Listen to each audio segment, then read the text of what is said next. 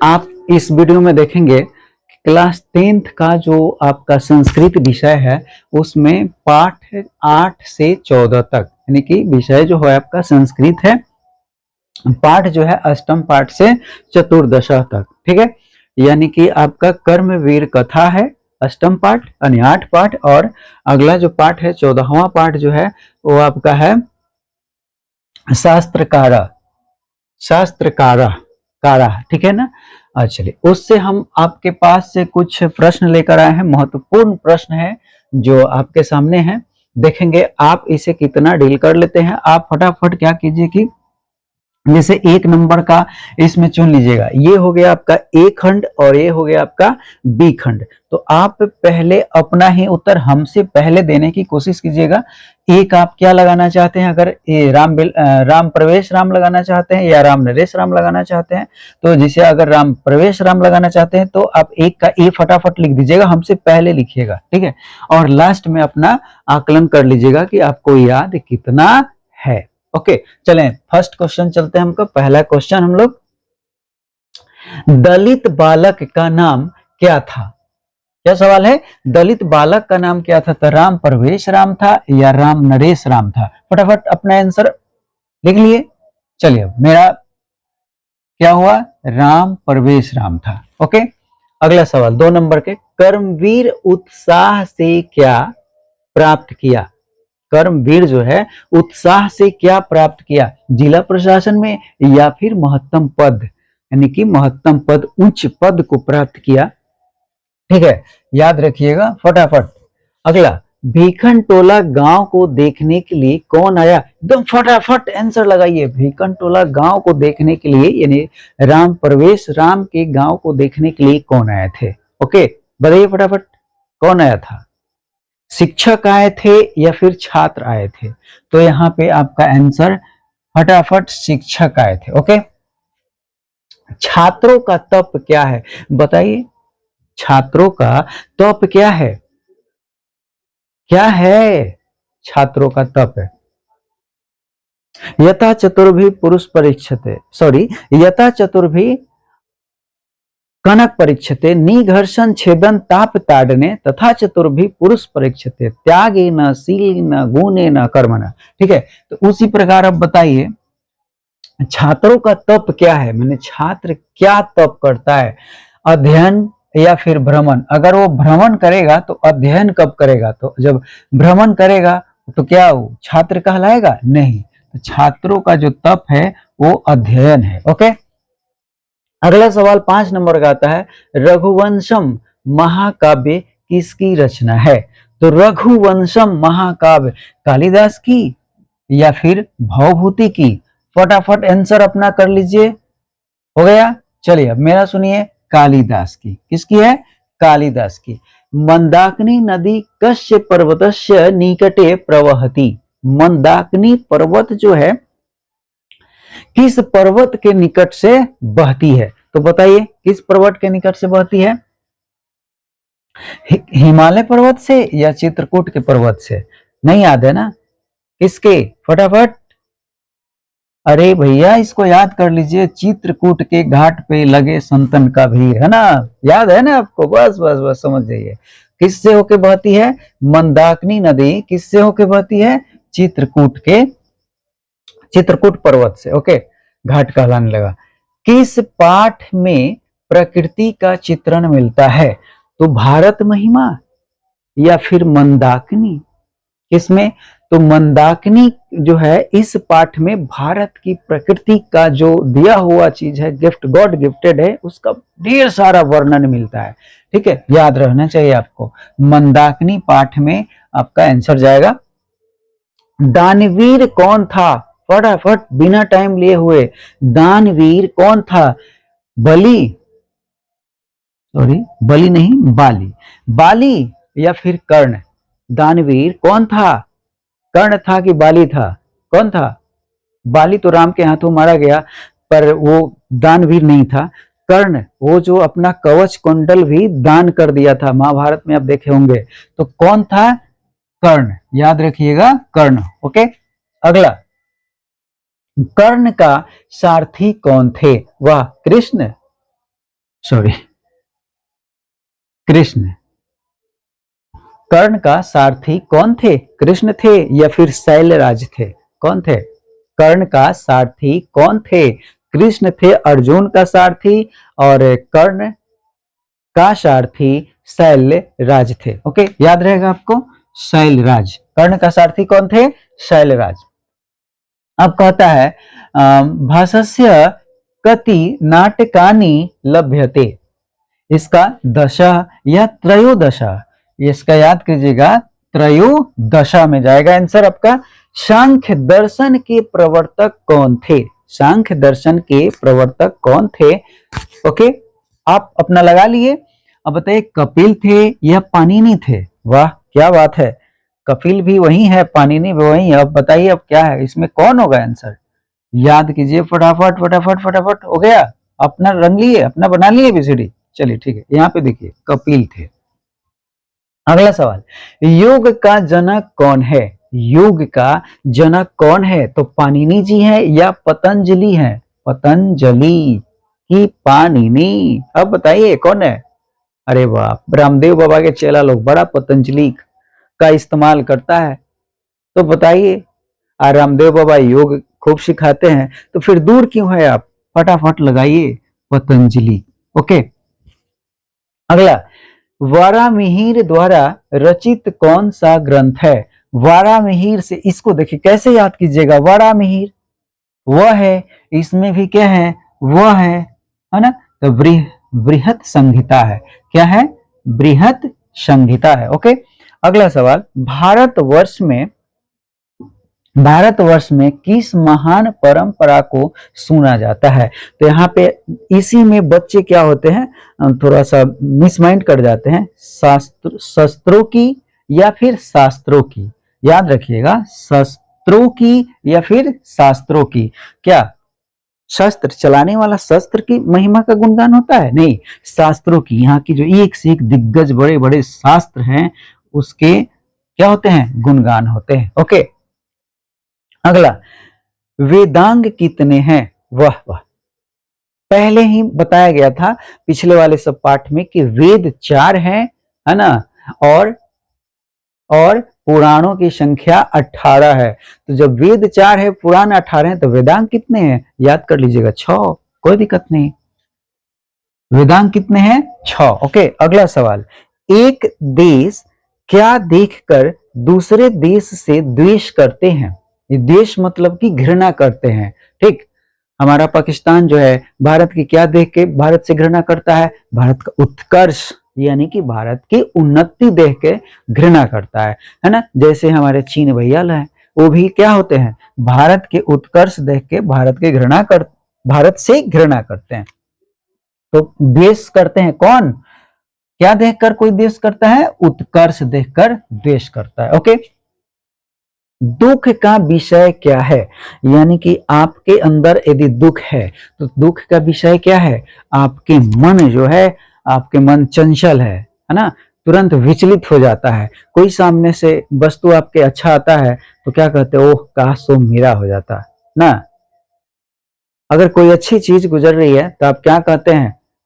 हाँ, काश वो चीज मेरी होती या मेरे पास होती, है ना? तो इस प्रकार आपका दुख का कारण यही है।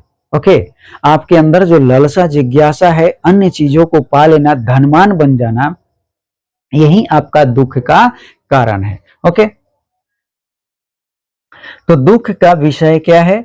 शांति या फिर अशांति?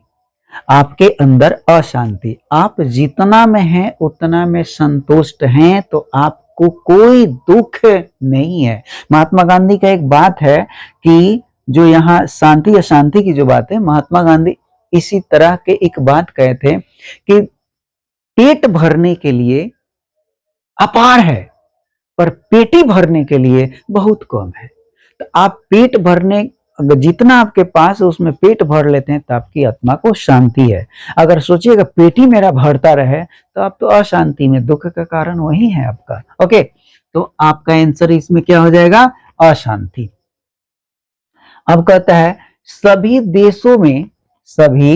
देशों में क्या दिखते हैं? बताइए क्या दिखते हैं, शांति दिखते हैं कि अशांति दिखते हैं? पूरे देशों में पाठ के आधार पे भी या फिर आज भी सभी देशों में क्या है, शांति है, द्वेष है, उन्नति को उत्कर्ष को देख के द्वेष होता है और अशांति फैला हुआ है। सभी देशों में क्या है, अशांति है। ठीक है, अगला सवाल, कौन बलपूर्वक निवास के योग्य है? कौन बलपूर्वक निवास के योग्य? परोपकार, यानी कि परोपकार क्या बल से होता है? नहीं, परोपकार तो उदारता मन से होता है। ठीक है, यहाँ पे स्वार्थ का उपदेश, हाँ, अगर आपके अंदर अपने लाभ के लिए स्वार्थ का उपदेश दे रहे हैं तो आपका लोग मानेगा नहीं जब तक आपके पास बल नहीं हो, है ना। बल लगाकर ही क्या होता है, अपने स्वार्थ की बात दूसरे पे आरोपित किया जाता है। ओके, तो यहाँ पे आंसर क्या हो जाएगा, स्वार्थ का उपदेश, यानी बल पे टिका हुआ है। अब कहता है अशांति सागर के किनारे कौन दिखते हैं? अशांति सागर के किनारे राष्ट्र दिखते हैं या संसार दिखते हैं? संसार में ढेर सारे राष्ट्र हैं और राष्ट्र एक राष्ट्र है। तो अशांति सागर मतलब ये पानी वाला सागर नहीं, पूरे दुनिया को एक सागर के रूप में कर दिया है। तो अशांति सागर के किनारे कौन दिखते हैं? फटाफट बताइए आंसर, राष्ट्र या फिर संसार? अशांति सागर के किनारे संसार दिखते हैं। आपका आंसर क्या हुआ, संसार दिखते हैं। ओके, चलिए फिर आगे देखते हैं, अगला सवाल पे आते हैं। आपका 21 नंबर सवाल है, शत्रु राज क्या बढ़ाते हैं? तो बताइए शत्रु राज क्या बढ़ाते हैं? क्या शांति बढ़ाते हैं या अशांति बढ़ाते हैं? आपके आजू बाजू है जो राज्य है या मतलब देश है, वो आपके लिए शांति बढ़ाता है कि अशांति बढ़ाता है? बताइए फटाफट बताइए। आपके जो बाजू वाले हैं पाकिस्तान, ये आपके लिए शांति स्थापना करना चाहते हैं कि अशांति?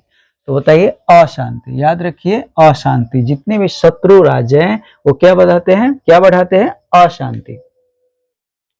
इंद्र क्या ग्रहण करते हैं? इंद्र जो है वो क्या ग्रहण करते हैं? तो बताइए इंद्र क्या ग्रहण किए? कुछ दिया गया उनको, मांगे, क्या ग्रहण किए? पृथ्वी को ग्रहण किया, फिर कवच कुंडल को ग्रहण किए। क्या किए?